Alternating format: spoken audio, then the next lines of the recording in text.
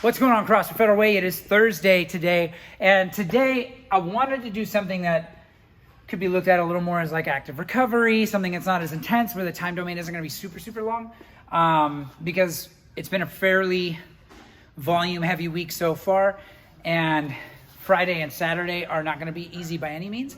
So today looks deceiving. This is one of those things that when you see it come up, you can look at it on the board and go, it doesn't look that bad. Like, is that really all I have to do? So today's workout is an 800-meter carry for time. Now, I put carry on there because it's broad. It covers a lot of different things.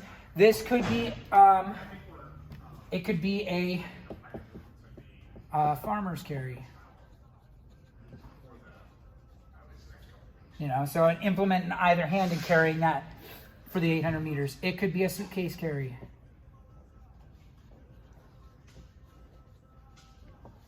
So that's one hand, same thing, but you would probably want to switch about halfway. So if I'm doing a suitcase carry, if I've only got one kettlebell or one dumbbell, then I'm going to cover 400 meters in one hand, 400 meters in the other hand. Still doing it all for time. Now this could be if I don't have a dumbbell or a kettlebell, but I have a barbell. This could be a barbell carry. This could be a back rack.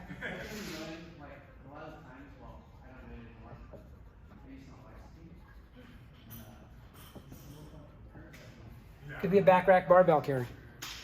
So where you get that bar on your back and then you walk with it for 800 meters, and you'll be that crazy person with a barbell on your back walking through your neighborhood, which will be kind of fun, at least for everyone else when you tell the story later. So there's a number of different ways that we can attack this.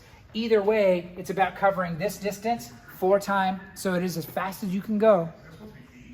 It's not necessarily going to be a sprint, but if you have to set something down, you're not allowed to keep moving. Obviously, you have to carry that implement with you. So let's go over here and talk about what this could look like. So starting with the farmer's carry, which is probably the most approachable way of doing this. It just depends on what you have access to, because the farmer's carry, you want to have even weight on either side.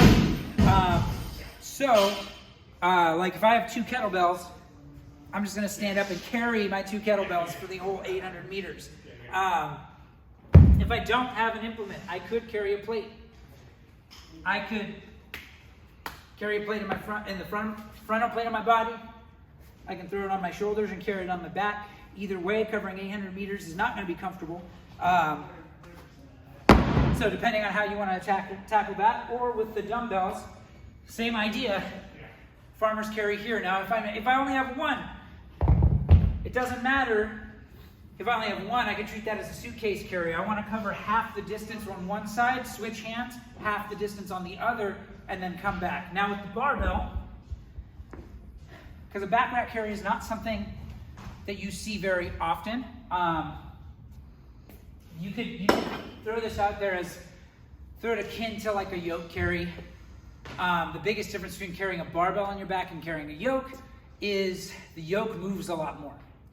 So the yoke with the weight down low and that ability for it to swing like a pendulum has a tendency to cause your midline stabilization and other things like that to work a whole lot harder. But if I'm carrying a barbell, I'm going to pick that bar up, put it on my back, and then just carry it this way for 800 meters. Every time I have to drop that bar, I'm going to have to clean it back up and put it back on my shoulders to continue on. So the way that this workout goes, I think that covers mostly everything that we might be looking at. And this could be an odd object. If you've got something else sitting at home or something like that you want to carry 800 meters, you can totally tackle it that way. Your score on this workout is 2 parts. So score is obviously total time, but the other element that I want you to include on that is going to be your total weight. So if I carry a 35-pound kettlebell and I do a suitcase carry, then my time, let's say I finish my 800-meter carry in, let's say I go 5 minutes and 30 seconds for an 800-meter carry with a 35-pound kettlebell. I'm going to put 5:30.